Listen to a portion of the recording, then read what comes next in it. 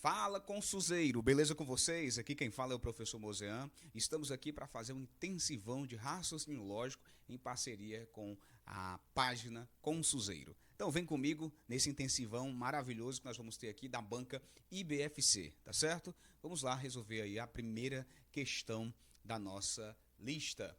Nós temos aí uma questão que caiu no ano de 2023. Com relação ao raciocínio lógico proposicional, é correto afirmar que... Então, aqui nós temos o campo de estudo que nós vamos avaliar. Lógica proposicional. O que é que diz aí o item A?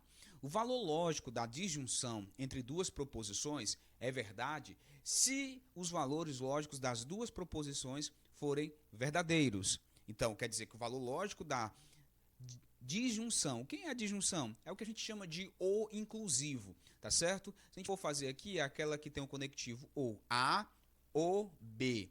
Então, quando é que o A ou B vai ser verdadeiro? Quando uma das proposições forem verdadeiras. O único caso onde o ou vai ser falso é quando as duas proposições forem falsas. Aí a conclusão vai ser falsa. Então, essa aí não é o nosso item correto, beleza? O item B. O valor lógico da conjunção. Quem é a conjunção? É o I, né? Aqui ó, era o O, que é a disjunção, e aqui é o I. Entre duas proposições é falso se somente se os valores lógicos das duas proposições forem falsos. Não, pessoal. Na conjunção, ela vai ser falsa, basta que uma das proposições sejam falsas. Então, se você tem aqui A e B, tá certo? Quando uma das proposições A ou AB forem falsas, basta que uma seja falsa para que a proposição seja também falsa. Então, se eu tiver aqui verdadeiro e falso, já é suficiente para que a conclusão seja falsa, tá bom? Então, nesse caso aí, você não tem também o item correto. O item B não é o correto. Vamos para o item C agora. O valor lógico do bicondicional entre duas proposições é verdade somente se os valores lógicos das duas proposições forem verdadeiros. Mentira, tá? Não é esse o caso. No caso da bicondicional, para ser verdadeiro, os valores lógicos têm que ser iguais, tá bom? Então vamos lá, vamos lembrar da bicondicional, né? Que é A, se, somente se, B. Quando é que isso aqui vai ser verdadeiro? Quando ou A for verdadeiro e B for verdadeiro, ou quando o A for falso e o B também for falso. Então, para ser verdadeiro, basta que as duas tenham o mesmo valor lógico, mas não ser verdadeiras as duas, né? Como disse aqui, ó, lógico se as duas proposições forem verdadeiras. Também é verdadeiro nesse caso, mas não só, tá? Porque se as duas forem falsas, a bicondicional também é verdadeira. Por fim, o item D, o valor lógico da disjunção exclusiva. Disjunção exclusiva é o ou uma coisa ou outra. Entre duas proposições, é verdade somente se apenas um dos valores lógicos das proposições for verdadeiro. Obviamente, né, pessoal, o único item que sobrou é o item D. E, de fato, o ou exclusivo, né, se você tem aqui A ou, né, exclusivo B, você vai ter aí justamente, se uma delas forem verdadeiras e a outra for falsa, aí a proposição é verdadeira. Se as duas forem verdadeiras, a proposição é falsa. Se as duas forem falsas, a proposição também é falsa. Nesse caso aqui é o item D, beleza? Espero que você tenha entendido. Qualquer dúvida, põe aí nos comentários. Vamos para a próxima questão. Se João pratica esportes, então Paula o acompanha. Se Paulo o acompanha, então sexta-feira não é feriado. Podemos concluir corretamente que... Se João, aí tem aqui as alternativas para a gente avaliar, beleza? O que nós temos aqui? Nós temos duas proposições que são condicionais, tá bom? Você precisa lembrar, Consuzeiro, que na hora que você está resolvendo condicionais e você quer fazer uma transitividade, a transitividade na condicional funciona. Quer dizer o que essa transitividade? Quer dizer que se você tem uma proposição A implica em B e você tem a proposição de B implica em C, se você tem essas duas coisas aqui, né? A implicando em B e B implicando em C, a conclusão disso aqui é que A vai implicar em C, tá bom? É o princípio da transitividade do condicional, beleza? Então, o que é que nós vamos fazer? Nós vamos desconsiderar o termo intermediário, tá bom? A proposição que está aqui, ó, a proposição B. Vamos identificar quais são as nossas proposições. Se João pratica esportes, vamos chamá-la aqui de nossa proposição A. Então, Paulo acompanha. Paulo acompanha, proposição B, tá bom?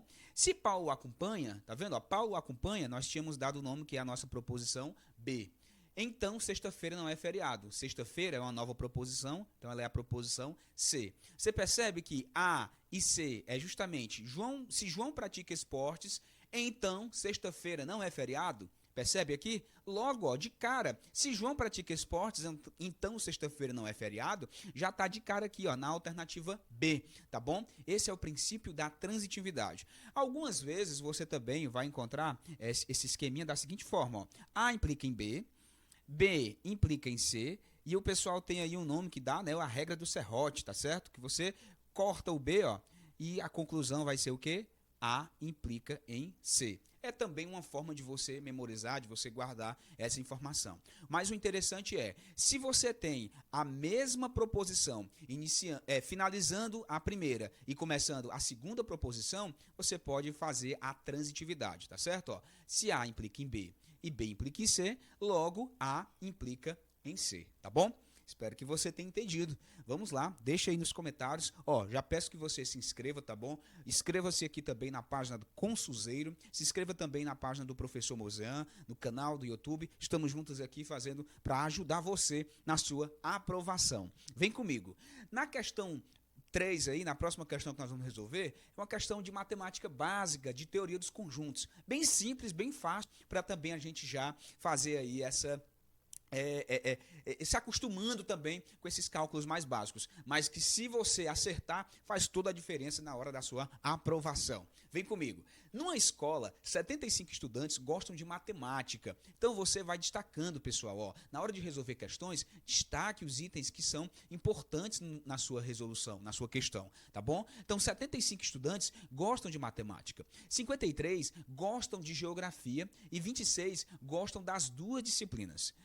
Nessas condições, o total de estudantes que gostam de somente uma das duas disciplinas é igual a. Então, nós precisamos agora descobrir qual é a quantidade de pessoas que gostam só de matemática e gostam só de geografia, tá? Porque do jeito que está aí, na hora que você pega 75 estudantes de matemática, isso não implica que esses de matemática não gostem de geografia e vice-versa. Então, o que é que a gente tem que fazer? Temos que fazer aquele famoso diagrama, o diagrama de Venn, onde nós vamos colocar aqui, fazer dois círculos, tá? Faça a figura que você preferir, mas geralmente usamos círculos. Então, vou fazer aqui um círculo. Esse círculo aqui vai representar a matemática. Vou até mudar de cor aqui, ó, para ficar mais coloridinho. E eu vou fazer um círculo azul. Nós vamos chamar de geografia. Vou chamar de G, tá certo? Geografia. Vejam que eu coloquei esses círculos se intersectando, ou seja, tendo uma interseção ali. Porque claramente nós vamos perceber que existem pessoas que gostam das duas disciplinas, tá bom? Então a gente precisa saber aí qual é o total de pessoas que gostam só de matemática e pessoas que gostam só de geografia. Então vamos lá. Daqui nós temos que sempre, pessoal, na hora de resolver questões que envolvem diagrama de Venn, você sempre vai iniciar pela interseção, tá? Você começa aqui pelo meio, tá bom? Ou seja, o número de pessoas que gostam das duas disciplinas vai estar exatamente nesse pontinho aqui, que é 26. Então 26 está aqui, ó. 26 gostam de matemática e geografia, mas a questão não está perguntando quantos gostam das duas, e sim quantos gostam apenas de uma, beleza? Então vamos lá. Nesse caso aqui nós temos 75 gostam de matemática, mas já tem 26 que está na interseção, então você tem que tirar aqui, ó, 75 menos os 26. Vou até fazer aqui fora para ter mais espaço, ó, que gostam só de matemática, 75 menos 26, tá? Você subtrai o que está na interseção. 5 não dá para tirar 6, toma emprestado aqui, vai ficar 6 aqui, e aqui fica 15 menos 6, que dá 9, tá? 6 menos 2, que dá 4, 49, gostam só de matemática. Tá vendo? Porque no total é 75, é só somar. Tá aqui, ó, 49 mais 26 dá exatamente 75, que é a quantidade de pessoas que gostam de matemática, tá? Mas 49 gostam só de matemática. Pegou aí a diferença? Vamos aqui em geografia. Vamos observar. Nós temos que 53 gostam de geografia, mas já tem 26. Aí você vai fazer novamente a subtração. 53, você subtrai 26. Subtraindo aí, nós vamos ter 3, não dá para tirar 6, pede emprestado, fica 4, aqui fica 13, menos 6, que dá 5, 7, perdão, e 4 menos 2, que dá 2. Então, 27 gostam somente de geografia, beleza? Então, a questão está perguntando, quantos gostam de somente uma das duas disciplinas? Nesse caso aqui, basta você somar aqueles que gostam só de matemática, que no caso é 49, mais aqueles que gostam só de geografia, que é 27. Fazendo essa soma aí, ó, nós vamos obter 49 mais 27, que vai dar igual a 7 com 9 dá 16, vai 1 para cá, 5, 76 alunos gostam de apenas uma das disciplinas, matemática ou geografia, e nós marcamos aqui a alternativa A de aprovação. Você, meu querido aluno, que está acompanhando esse intensivão que está sendo sucesso. Já mais uma vez, qualquer dúvida, deixe aí nos comentários que a nossa equipe estará respondendo a todo vapor qualquer dúvida que surgir, beleza? Vamos lá para mais uma questãozinha? Diz aí a questão, próxima questão também aí da IBFC, do ano de 2023, que diz: o tipo de raciocínio lógico ou de raciocínio que utiliza-se da conclusão e da regra para defender que a premissa pode explicar a conclusão é chamado de... Então vamos lá, para eu resolver essa questão, eu preciso aqui lembrar dos tipos de argumentos lógicos que nós temos. Nós temos, pessoal, para a gente poder exemplificar aqui, 3 tipos de argumento que nós podemos ter com proposições lógicas, tá bom? Vou colocar aí, a abdução, que é a abdução, né? Eu vou fazer aqui logo os nomes tudinhos, depois eu vou explicando cada uma. Nós temos a dedução,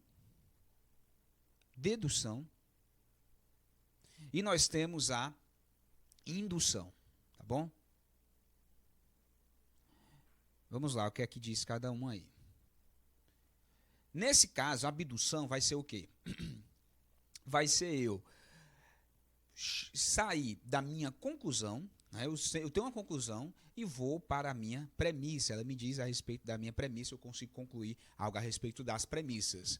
A dedução é o contrário, tá bom? Eu saio da minha premissa, tá certo? E eu consigo chegar a uma conclusão. Enquanto que a indução, nas minhas proposições lógicas, no meu argumento, é necessário tanto a minha premissa quanto a minha conclusão, tá certo? Então, a indução eu preciso das duas para eu poder fazer ali a avaliação, a majoração de verdadeiro ou falso. A abdução eu saio do caso da conclusão para os casos particulares, a dedução eu saio das premissas para a própria conclusão, e a indução eu vou ter tanto que ter a premissa quanto a conclusão. O que é que a questão está pedindo aqui? O tipo de raciocínio que utiliza-se da conclusão e da regra para defender que a premissa pode explicar a conclusão é chamada de... Então, utiliza-se da conclusão. Se utiliza-se da conclusão para chegar nas premissas, é a abdução, tá certo? A questãozinha aí mais de teoria, tá certo? Mas que vai fazer toda a diferença se você souber explicar ou souber realmente cada um desses termos, cada uma dessas definições, tá bom? Esse é o diferencial do estudante que realmente está preparado para a sua aprovação, beleza? Vamos lá para mais uma questão? Próxima questão diz aí: o conectivo cujo valor lógico se altera, se os valores lógicos das proposições entre eles se alternarem e forem diferentes, é chamado de... Eita, professor, como é que eu resolvo essa questão? Então vamos lá, o que é que a gente está procurando aí? Nós estamos interessados em um conectivo que, quando os valores lógicos se alternam, né, ou seja, se altera, por exemplo, vamos pegar aqui, ó, duas proposições, uma verdadeira e outra falsa, tá certo? E vamos colocando aqui os conectivos e vamos ver o que é que acontece, tá certo? Com cada um desses conectivos que estão aqui em nossa questão. Aí ele começa aqui com a disjunção, tá certo? A disjunção, quando você tem a disjunção, é o nosso ou, tá bom? É o nosso ou, que é justamente esse símbolozinho aqui. Então, verdadeiro, opa, esse não, né? Esse. Verdadeiro ou falso vai ser igual a quem? Quando você tem um ou, que é uma disjunção, que é um ou inclusivo, quando basta que um deles seja verdadeiro para se manter verdadeiro, tá certo? Se você inverter esse ou aqui, o que é que vai acontecer? Ou seja, o primeiro aqui ser falso ou o segundo ser falso, o que é que acontece com a tua proposição? Ela se permanece verdadeira, ou seja, a alternância não mudou o valor lógico da sentença, tá certo? Ó. Então, nesse caso aqui, esse conectivo não se altera quando eu alterno os valores lógicos, beleza? Então, não é o item A. Item B. O item B é o ou inclusivo, beleza? O ou inclusivo é da seguinte forma. Opa, deixa eu voltar aqui. O ou inclusivo é da seguinte forma. Como é que vai ficar? Daqui de cor, vai ficar verdadeiro ou falso. Quando você tem duas proposições, uma verdadeira e uma falsa, é justamente o valor verdadeiro que você vai ter da proposição, que o ou exclusivo só permite que uma das proposições sejam verdadeiras, tá bom? Então, nesse caso aqui, é verdadeira. Então, se você inverter, vai ficar como? Vai ficar falso ou verdadeira. Nesse caso aqui, você vai continuar ainda tendo verdadeiro. Ou seja, eu mudei, eu alternei e o valor lógico da sentença não mudou. O valor lógico da proposição composta aí permanece o mesmo. Então também não é a disjunção exclusiva. Vamos ver aí a outra alternativa, a bicondicional. Então a bicondicional, quando é que ela é verdadeira, né? A bicondicional ela é verdadeira quando você tem de verdade, se só verdade, e você tem... Mas só que nesse caso aqui, ele diz que tem que ser alternada. Então, nesse caso aqui, ó, é verdadeira e falsa.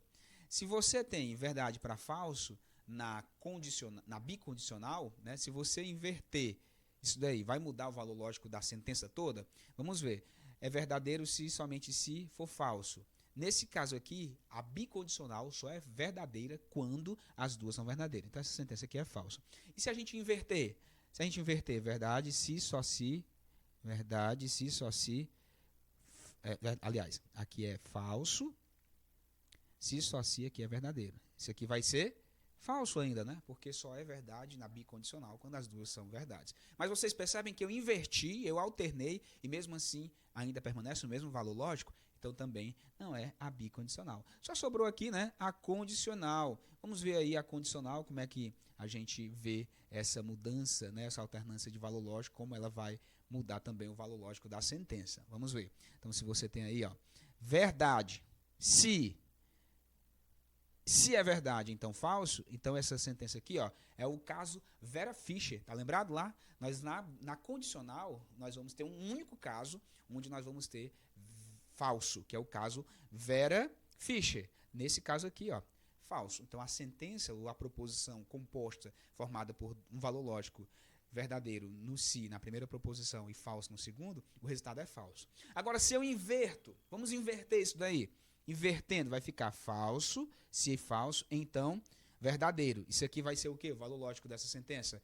Vai ser verdadeiro, porque o único caso onde na condicional vai ser falso é o caso Vera Fischer, né? Se você não sabe desse bizu aqui, ó, Vera, do V, Fischer, né? Não vou lembrar como é que se escreve Fischer, mas eu acho que é assim, né? Vera Fischer, tá bom? Aí você tem justamente uma forma, né, um mnemônico aí para lembrar que na condicional, o único caso em que vai ser falso é justamente o caso Vera Fischer, de verdadeiro para falso. E assim a gente marca o item D, tá bom? Então, o item D de detonando no concurso. Você que está aqui comigo, que me acompanhou nessa resolução de 5 questões, sejam muito bem-vindos ao nosso canal.